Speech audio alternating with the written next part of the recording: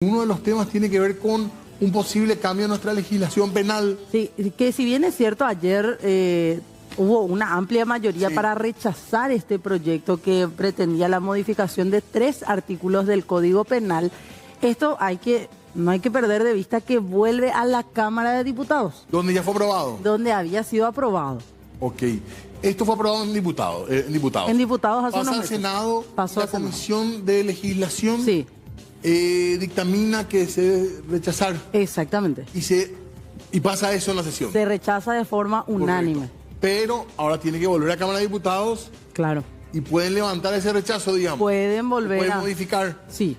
Correcto. Pueden levantar el rechazo, pueden modificar, porque es la Cámara de Origen, es la Cámara en la que nace el proyecto y se presenta, Y ¿verdad? fue criticado este proyecto porque decían podría ser camino a la impunidad en algunos casos. Sí, podría supuestamente ayudar a que causas prescriban, entre otras cuestiones más también. Y se mencionaba alguna causa Mencionaba. emblemática en este sentido. Sí, causas de corrupción, asesinatos, feminicidios, de todo. Ahora, este proyecto surge desde un legislador cartista, Sí. oficialista. Así es. Pero no sabemos si es la voluntad del gobierno ir con esta línea de esta modificación. Y esperemos que no, porque por lo menos a juzgar y leyendo el rechazo unánime que se dio ayer en el Senado, ¿verdad? Claro.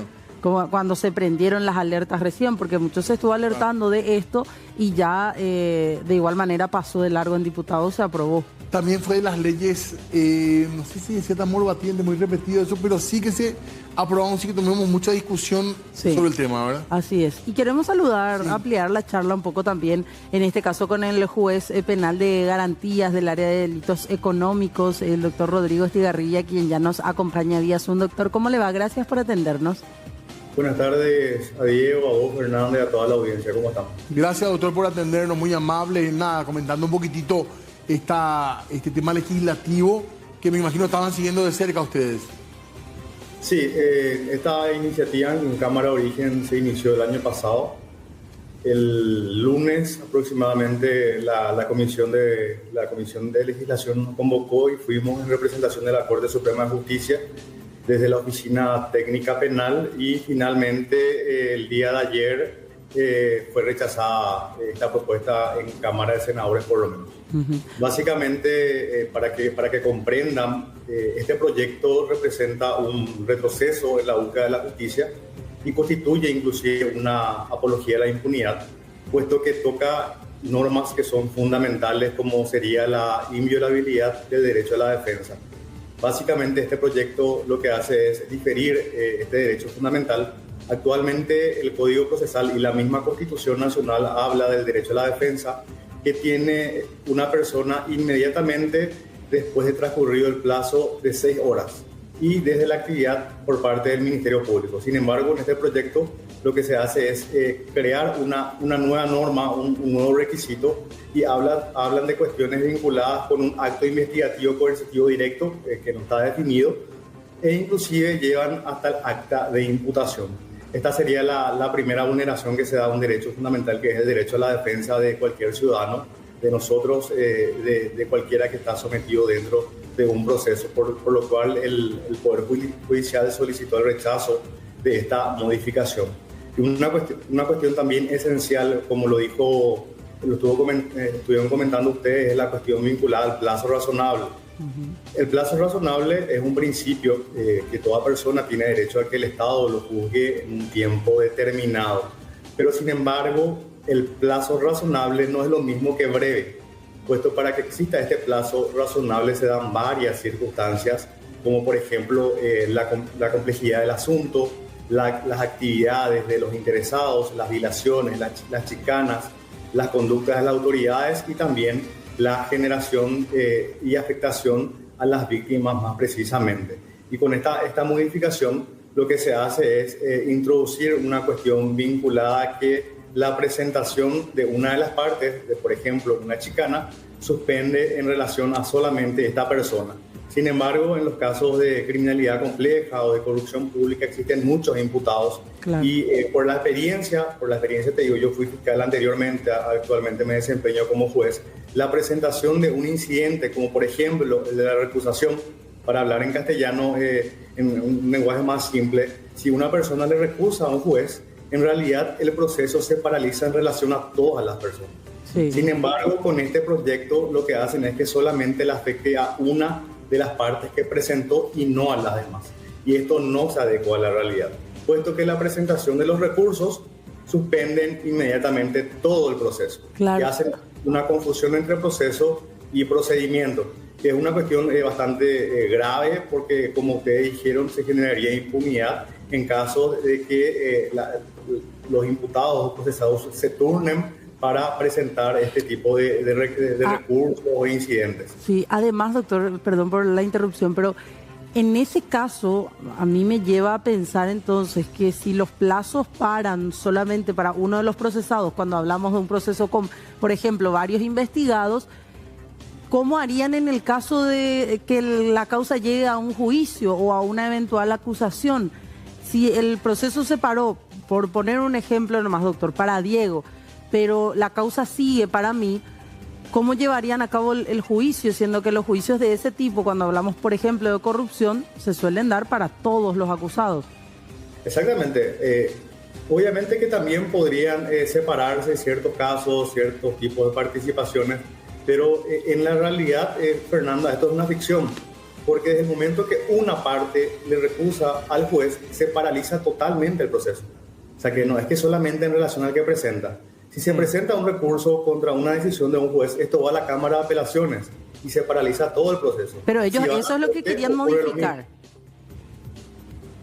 Eso es lo que se quería modificar con este proyecto, digo, entonces. Exactamente. Y Fernanda, esto es bueno que la ciudadanía entienda y también ustedes como comunicadores hagan llegar a todos que este artículo ya se quiso modificar en 2 o 3 ocasiones en estos 30 años. Y todas las veces que se lograba modificar nuevamente, el Poder Legislativo tuvo que retroceder y volver a la versión que establece los 4 años de duración máxima del procedimiento, que también la presentación de cualquier tipo de incidente o recurso suspende en relación a todos. Porque no hay que confundir, por un lado, el derecho a la defensa y por otro lado, la duración máxima del procedimiento. Y claramente las personas que pretenden modificar hacen una confusión entre estas dos cuestiones. Porque hoy la Corte establece que la duración del procedimiento, es cierto, Fernanda y Diego y toda la audiencia, que todos tenemos el derecho a que el Estado rápidamente resuelva los conflictos. Pero la Corte Suprema estableció que desde la notificación del acta de imputación empieza el cómputo de los 4 años, que es algo totalmente distinto al derecho a la defensa, que es un derecho fundamental que tenemos todos como ciudadanos. Sí, es cierto, existe morosidad, pero el camino no sería la de las modificaciones de derechos fundamentales. Y por otro lado, hablé del 136, que es la duración máxima del procedimiento. Sí. También existe en el mismo proyecto la modificación de un artículo que se llama desestimación. La desestimación es cuando el Ministerio Público determina que un hecho no es punible, qué sé yo, un perro le mordió a una persona, eso no tendría en principio una relevancia penal. Y posteriormente habla de que una vez que se recibe la denuncia, el Ministerio Público tiene el plazo de 90 días para requerir conforme a derecho. Y en 90 días es imposible prácticamente, más cuando se tratan de casos complejos como abusos sexuales, eventualmente feminicidios, corrupción, lavado de dinero, que se tome una decisión. ¿Eso para admitir la causa, doctor? ¿Cómo? Es como para admitir la causa, digamos. Claro, lo que te dice este proyecto es que el fiscal tiene 90 días para requerir algo, sí. que es un absurdo llevado al campo operativo.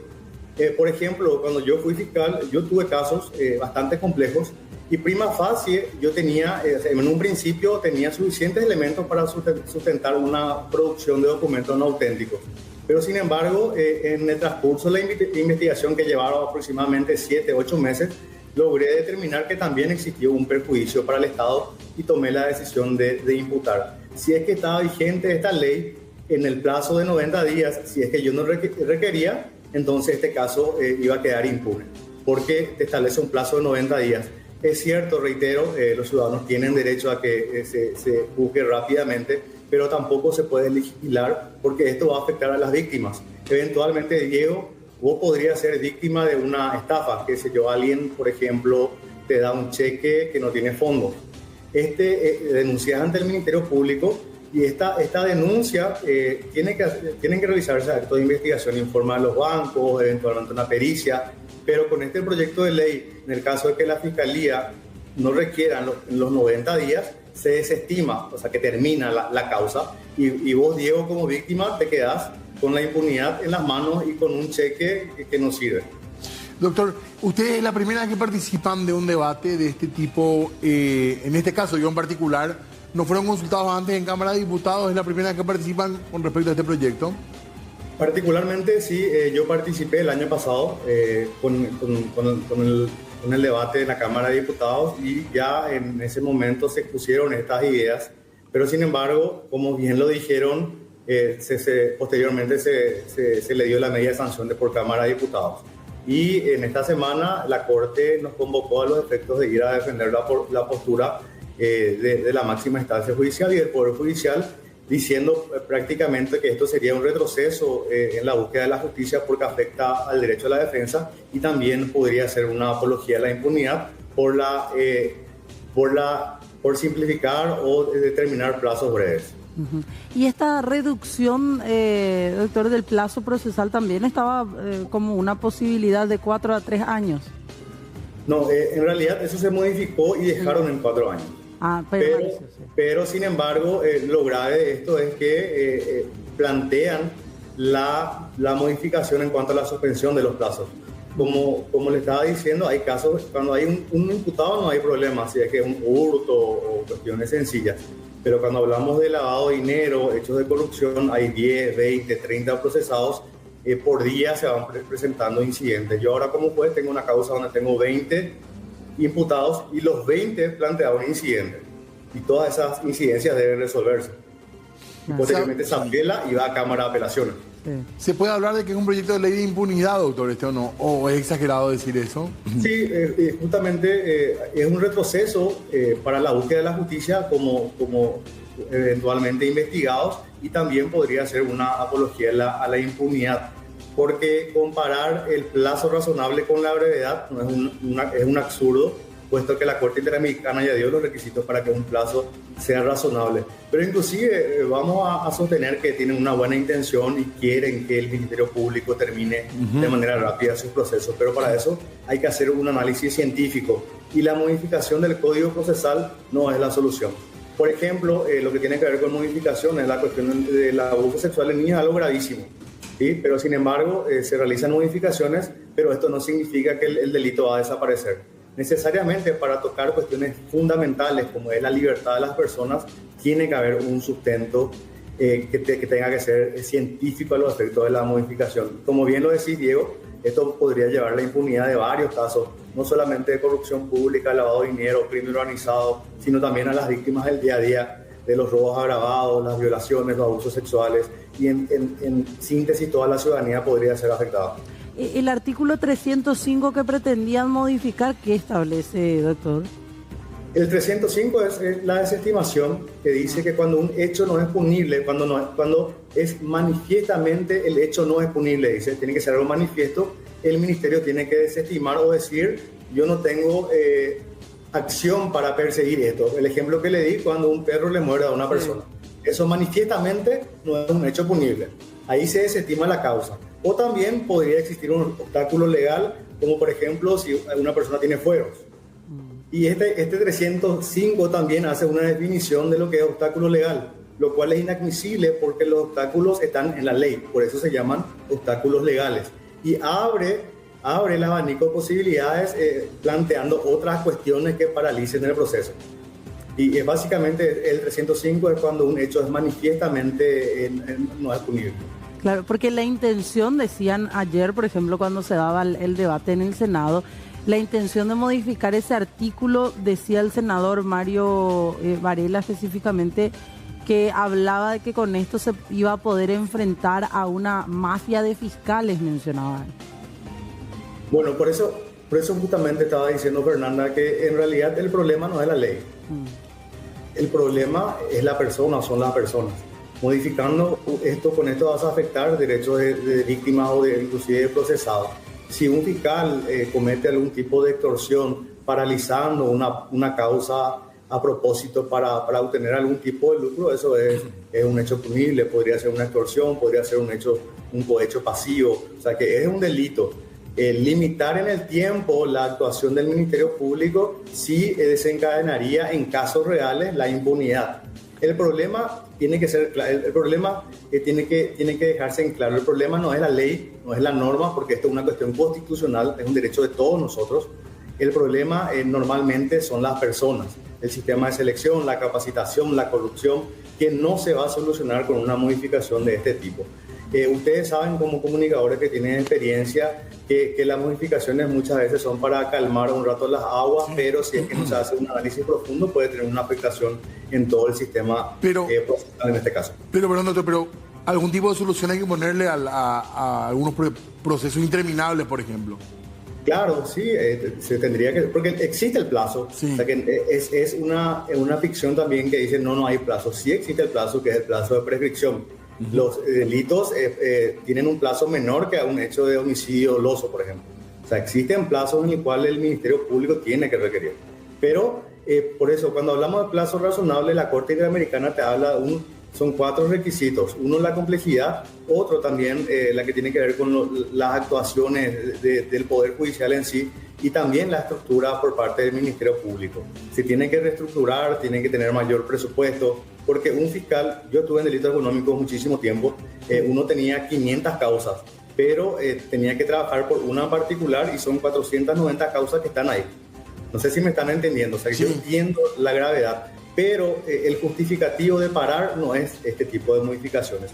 Se tiene que hacer una mesa de trabajo, por eso yo creo que la voluntad es muy buena por parte de los legisladores, podría ser buena, pero este no es el camino, porque la corrupción no se va a parar modificando derechos fundamentales como el derecho a la defensa, claro. Inclusive perjudicando a las víctimas. Bueno, doctor, queríamos hablar un poco de esto, todavía va a continuar la charla porque esto se va a discutir de vuelta en diputados, pero queríamos escuchar también un poco porque sabíamos que habían participado del debate, así que muy amable de su parte.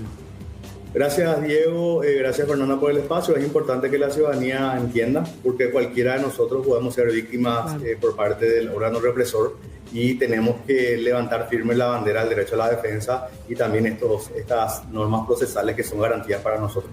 Totalmente. Bueno, muchísimas gracias. Gracias, doctor. El doctor Rodrigo Estigarribia, ahí estaba con nosotros ampliando un poco también esta charla respecto a este proyecto. Sí. Reiteramos, fue rechazado ayer en el Senado, pero ¿por qué seguimos hablando del tema?